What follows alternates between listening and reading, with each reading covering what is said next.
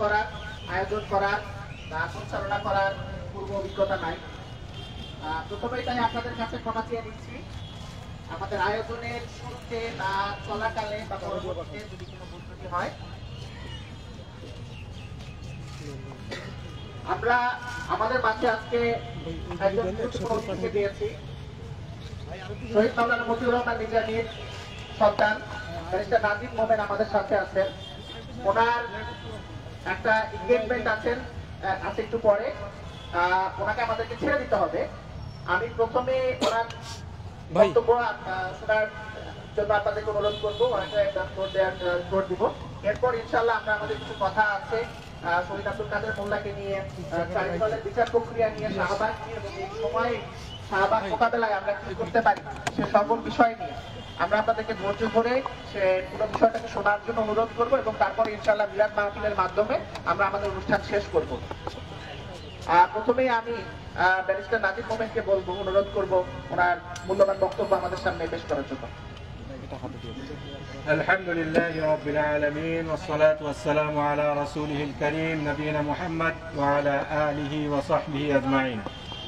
সংগ্রামী জনতা, আপনাদের সবাইকে আজকে এখানে উপস্থিত হওয়ার জন্য আপনাদের সবাইকে জানাই সংগ্রামী সালাম। আসসালামু আলাইকুম ওয়া রাহমাতুল্লাহি ওয়া বারাকাতুহু। আমার বক্তব্যের শুরুতেই মহান রব্বুল আলামিনের শুকরিয়া আদায় করছি, যে শাহবাগে দাঁড়িয়ে এই ফ্যাসিবাদের সূচনা হয়েছিল, যেখানে স্লোগান উঠেছিল কতে কাদের মোল্লা ফাঁসি চাই ফাঁসি চাই, সেখানে আজকে আল্লাহ তাআলা আমাদেরকে সুযোগ করে দিয়েছেন এই ফ্যাসিবাদের কবর রচনা হওয়ার পরে এখানে দাঁড়িয়ে সেই শাহবাগীদের বিচার দাবি করার। সবাই বলুন আলহামদুলিল্লাহ। আলহামদুলিল্লাহ। প্রিয় সংগ্রামী জনতা, আপনারা জানেন ফ্যাসিবাদের সূচনা হয়েছিল এই শাহবাগে, যখন আব্দুল কাদের মোল্লার ফাঁসির শহীদ আব্দুল কাদের মোল্লার ফাঁসির দাবিতে এখানে ফ্যাসিবাদী শক্তির প্রত্যক্ষ তত্ত্বাবধানে, প্রত্যক্ষ আয়োজনে এখানে একদল ভারতীয় কুলাঙ্গারকে জড়ো করা হয়েছিল সেই শহীদ আব্দুল কাদের মোল্লার ফাঁসির দাবিতে। আপনারা জানেন এই ফ্যাসিবাদী শক্তি, ভারতীয় হিন্দুত্ববাদী আধিপত্যবাদী শক্তি আব্দুল কাদের মোল্লাকে তাদের এই আধিপত্যবাদ কায়েমের জন্য একটি বাধা, একটি অন্তরায় মনে করত।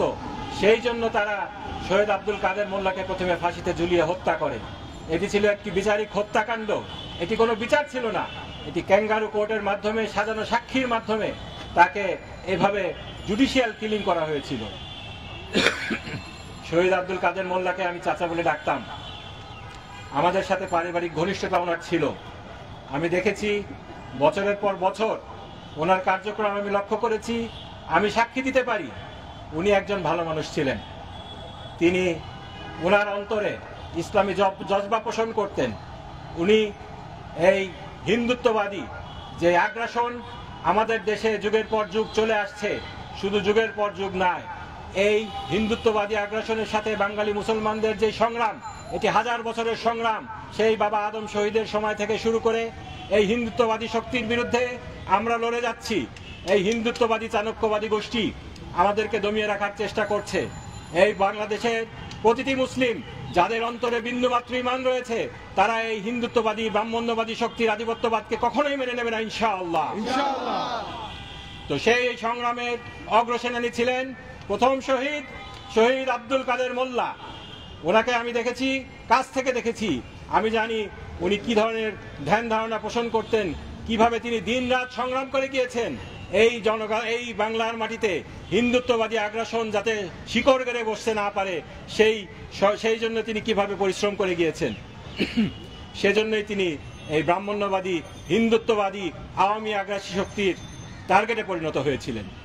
এবং আপনারা জানেন কিভাবে একটি ক্যামেরা ট্রায়ালের মাধ্যমে, মিডিয়া ট্রায়ালের মাধ্যমে ওনাকে ফাঁসি দেওয়া হয়েছিল। সেই মোমেনা বেগম, তার ছবি আজও সেই মুক্তিযুদ্ধ জাদুঘরে রক্ষিত আছে। সেখানের সেই ছবির সাথে পরবর্তীতে যেই মহিলাটাকে মোমেনা বেগম সাজিয়ে ট্রাইব্যুনালে নিয়ে আসা হয়েছিল, তার কোনো মিল নাই। সেই তথাকথিত মোমেনা বেগমের সাক্ষী, তার জবানবন্দি সেই মুক্তিযুদ্ধ জাদুঘরে রক্ষিত আছে।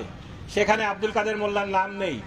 শহীদ আব্দুল কাদের মোল্লা ঢাকা ইউনিভার্সিটিতে ৭১ সাল থেকে 72 সাল থেকে শুরু করে 77 সাল পর্যন্ত পড়াশোনা করেছেন, তাকে বলা হয় তিনি নাকি ছিলেন কসাই কাদের।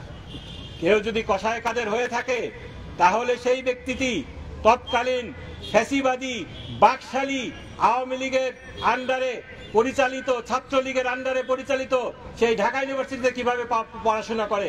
জাতির কাছে আমার প্রশ্ন। শহীদ আব্দুল কাদের মোল্লা একজন খুব মেধাবী ছাত্র ছিলেন। তিনি এই ঢাকা ইউনিভার্সিটিতে রেকর্ড সংখ্যক মার্ক পেয়ে অনার্স এবং মাস্টার্স পাস করেছেন। প্রিয় ভাইরা, এভাবেই এই আওয়ামী ফ্যাসিবাদী শক্তি জাতির সূর্য সন্তান শহীদ আব্দুল কাদের মোল্লা সহ আমার পিতা সহ বিভিন্ন এই জাতির সূর্য সন্তানদেরকে হত্যা করেছে। আমি বলছিলাম প্রিয় ভাইরা, প্রিয় সংগ্রামী ভাইরা, এই সমস্ত হত্যাকাণ্ডের বিচার হওয়া উচিত, বিচার হতেই হবে ইনশাআল্লাহ। কেননা ওনাদেরকে তো কোনো ব্যক্তিগত অপরাধের কারণে হত্যা করা হয় নাই, ওনাদেরকে হত্যা করা হয়েছে ফ্যাসিবাদ কায়েম করার জন্য। এই ফ্যাসিবাদকে রুখে দেওয়ার জন্য এই সমস্ত বিচারিক হত্যাকাণ্ডের বিচার হওয়া উচিত।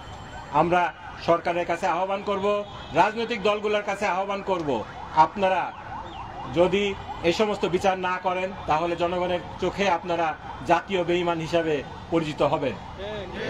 আপনাদের উচিত যাদের রক্তের উপরে এই বিপ্লব হয়েছে, যেই রক্তগুলা আল্লাহর কাছে পরকালে সাক্ষী দেবে যে আমাদেরকে হত্যা করা হয়েছে, কেননা আমরা তোমার জমিনে তোমার শত্রু, দিনের শত্রু এই হিন্দুত্ববাদী গোষ্ঠীর মোকাবেলা করতে যায় শাহাদাত বরণ করেছি।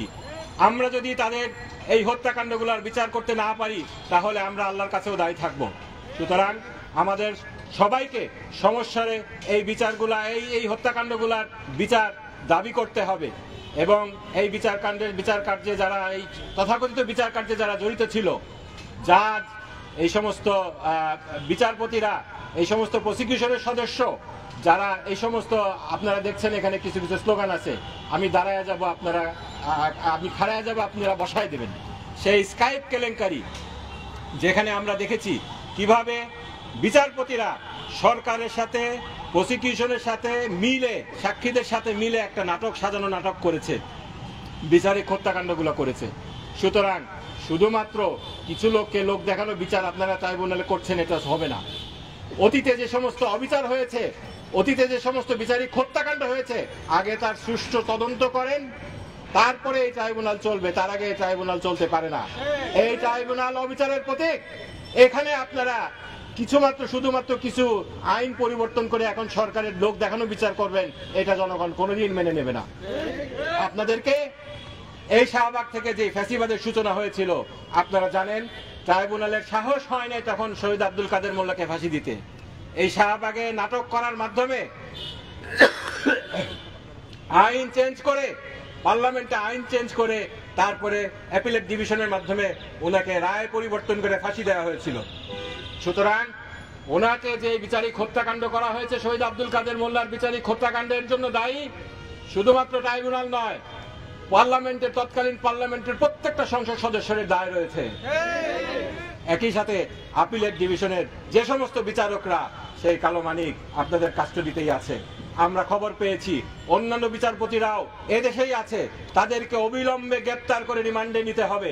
তারা কোন সাহসে পার্শ্ববর্তী দেশের ইঙ্গিতে এই ধরনের একটা জঘন্যতম, শতাব্দীর জঘন্যতম মিথ্যাচার নাটকস্থ করতে পারলো, এর জন্য তাদেরকে রিমান্ডে নিতে হবে এবং জাতি জানতে চায় এর পিছনে কি ছিল, কোন ধরনের লেনদেন হয়েছে, সবকিছু জাতি জানতে চায়।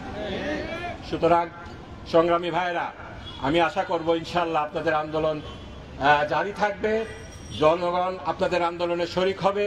এই দেশ আল্লাহর রহমতে ইনশাআল্লাহ আমরা আধিপত্যবাদী শক্তিকে এদেশে কখনোই আর স্থান হবে না। এর জন্য আমাদেরকে জনগণকে সতর্ক করতে হবে, সচেতন করতে হবে। আধিপত্যবাদীদের যেই হিন্দুত্ববাদীদের যে ষড়যন্ত্রগুলো রয়েছে সেই ব্যাপারে জনগণকে সতর্ক করতে হবে। আমি আশা করি ইনশাআল্লাহ এবং আহ্বান জানাই সবাইকে, আমরা সম্মিলিতভাবে ইনশাআল্লাহ এই হিন্দুত্ববাদী আগ্রাসনকে রুখে দেব এবং বাংলার মাটিতে কালেমার পতাকায় উঠবে ইনশাআল্লাহ। ইনকিলাব জিন্দাবাদ। ওয়া আখিরু দাওয়ানা আলহামদুলিল্লাহি রাব্বিল আলামিন। শহীদ আব্দুল কাদের মোল্লা ভি চিহ্ন দেখিয়েছিলেন, আসলে আমরা সবাই আজকে ভি চিহ্ন দেখাই। আল্লাহু আকবার, আল্লাহু আকবার, ইনকিলাব, ইনকিলাব।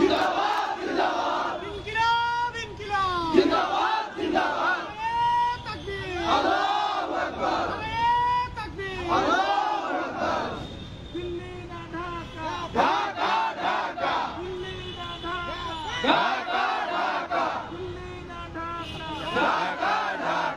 2 মিনিট। আজাদি আজাদি জনতা জনতা ঢাকা ঢাকা বিনা যেতে দেব না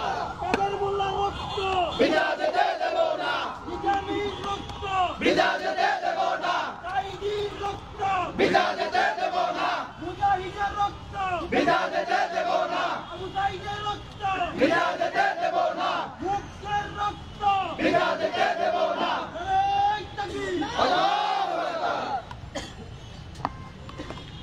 সবাইকে ধন্যবাদ এবং বিশেষভাবে ধন্যবাদ ব্যারিস্টার নাদিম মোহাম্মদকে ওনার ব্যস্ত সময়সূচির মধ্যে থেকে আমাদের জন্য সময় বের করার জন্য। আমাদের ওনাকে ছেড়ে দিতে হবে, ওনার একটা এনগেজমেন্ট আছে যেটা আমি আগেই বলেছি। ওনাকে আবারও অসংখ্য শুকরিয়া। আপনাদের সবাইকে ধন্যবাদ। ইনকিলাব জিন্দাবাদ। আমি আপনাদের অনুরোধ করব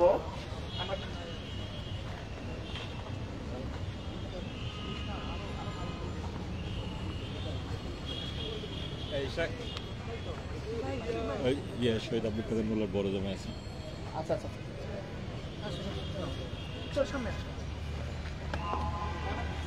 আমাদের সাথে শহীদ পরিবারের একজন সদস্য যুক্ত হয়েছেন, আমরা ওনাকে ধন্যবাদ জানাচ্ছি আমাদের সাথে যুক্ত হওয়ার জন্য, আপনার ব্যস্ত সময় থেকে আমাদের জন্য সময় বের করার জন্য। আমি উপস্থিতিকে অনুরোধ করব আপনারা যদি এখানে একটু বসে পড়েন তাহলে ভালো হয়, কারণ আমি কিছু কথা বলতে চাই আপনাদের সাথে ট্রাইব্যুনাল নিয়ে, বিচার প্রক্রিয়া নিয়ে এবং ট্রাইব্যুনাল বিচার প্রক্রিয়া এবং শাহবাগকে মোকাবেলা নিয়ে আমাদের মধ্যে অনেক ইনফরমেশন এবং নলেজ গ্যাপ আছে। আমরা জানি না যে এই বিষয়গুলো আমরা কিভাবে মোকাবেলা করব এবং কাদের সাথে আসলে আমাদের মোকাবেলাটা। আমার সবসময় সুযোগ হয় না আপনাদের সাথে কথা বলার, আমি দেশে থাকি না।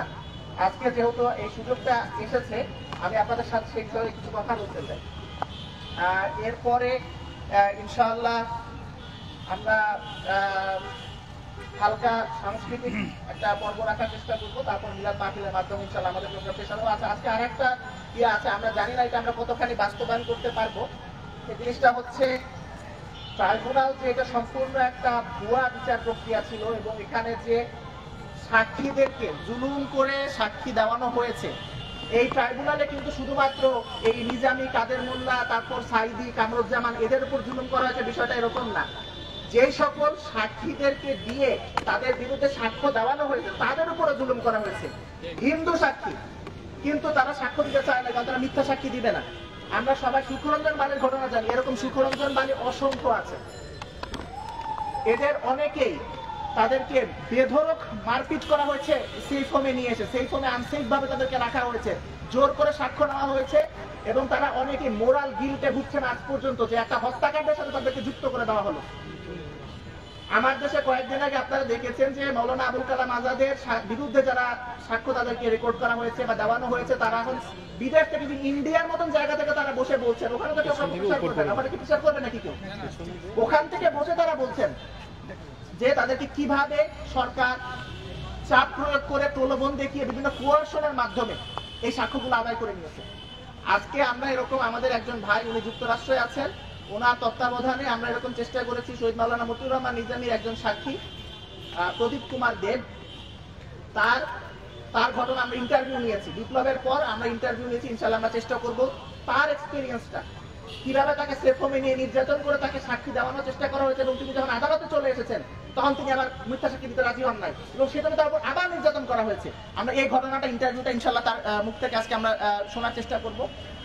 ভিডিওটা আছে, আমি ঠিক, আমাদের কাছে প্রজেক্টরও আছে, কিন্তু প্রজেক্টরে আমরা কিভাবে এটা দেখাবো এটা আমরা এখনো নিশ্চিত না। আমরা ইনশাআল্লাহ ল্যাপটপে হলো এটা আমরা দেখে যাবো। আমি অনুরোধ করবো আপনারা একটু যদি বসে পড়েন তাহলে ভালো হয়।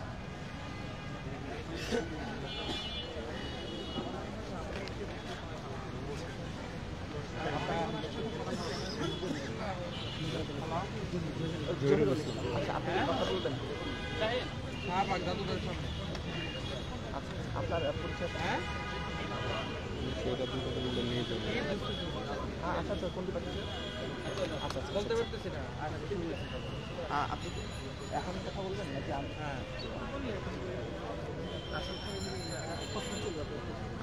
আর 1 ঘন্টার মধ্যে তাহলে প্রথমে আপনি বলুন না 5 আচ্ছা, আমরা আমার যে কথাগুলো আছে সেই কথাগুলো শুরু করার আগে হ্যাঁ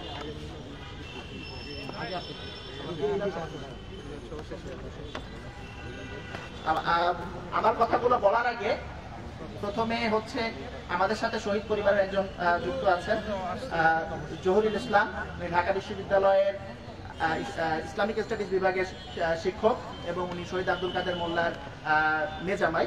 আমি ওনাকে একটু অনুরোধ করবো আমাদের সাথে দু চারটা কথা বলার জন্য।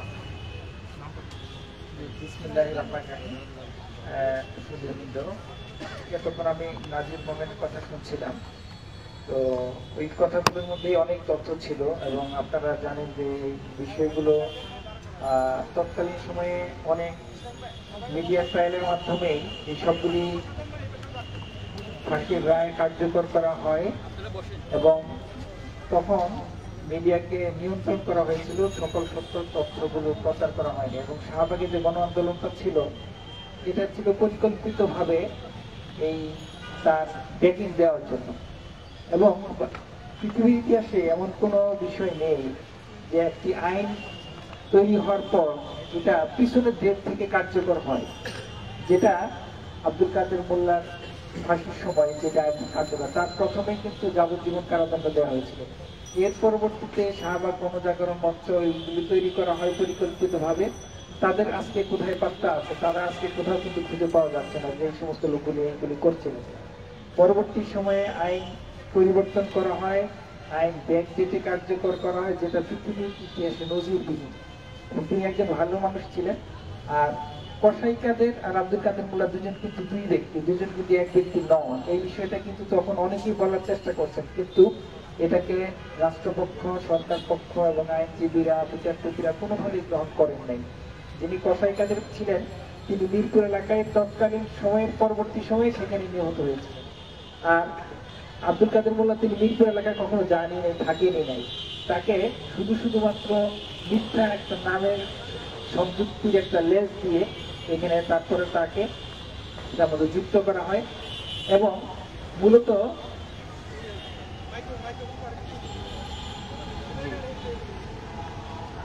কিন্তু দেখা যাচ্ছে যে যদি তিনি সংগঠন না করতেন তাহলে কিন্তু তাকে ধরা হতো না।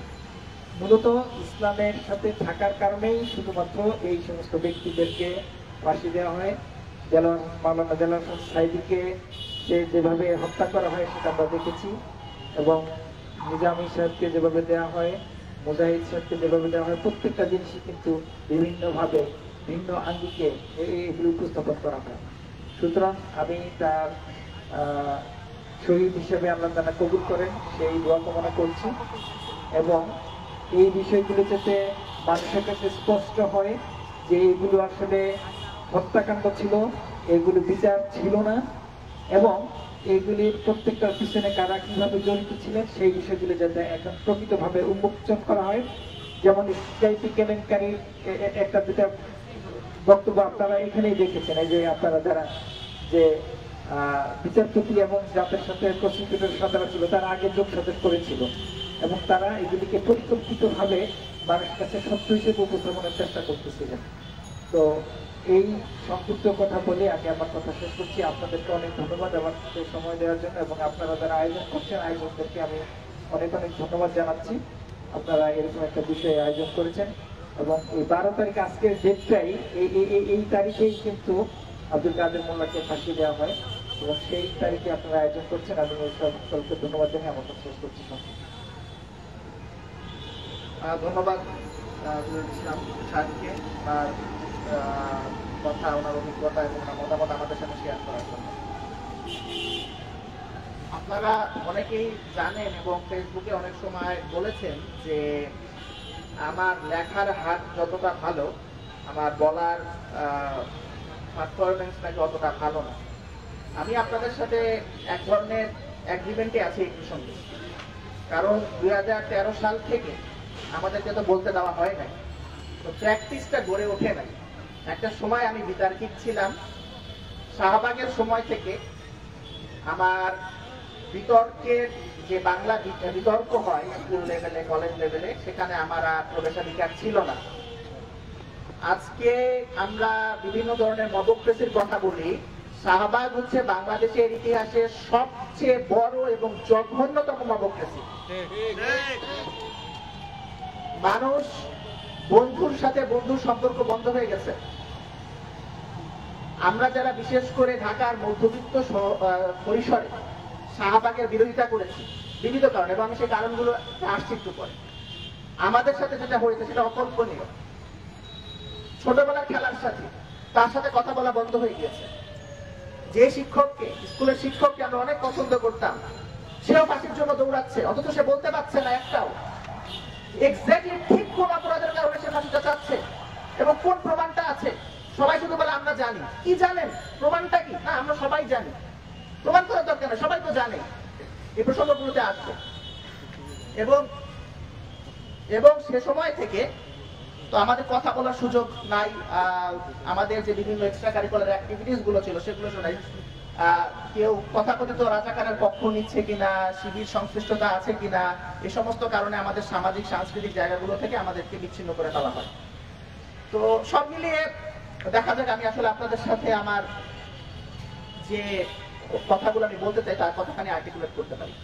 প্রথম কথা হচ্ছে, আমি ছোটবেলা থেকে জাফর প্রজন্ম যেটা বোঝায়, জাফর প্রজন্মের একজন ছিলাম।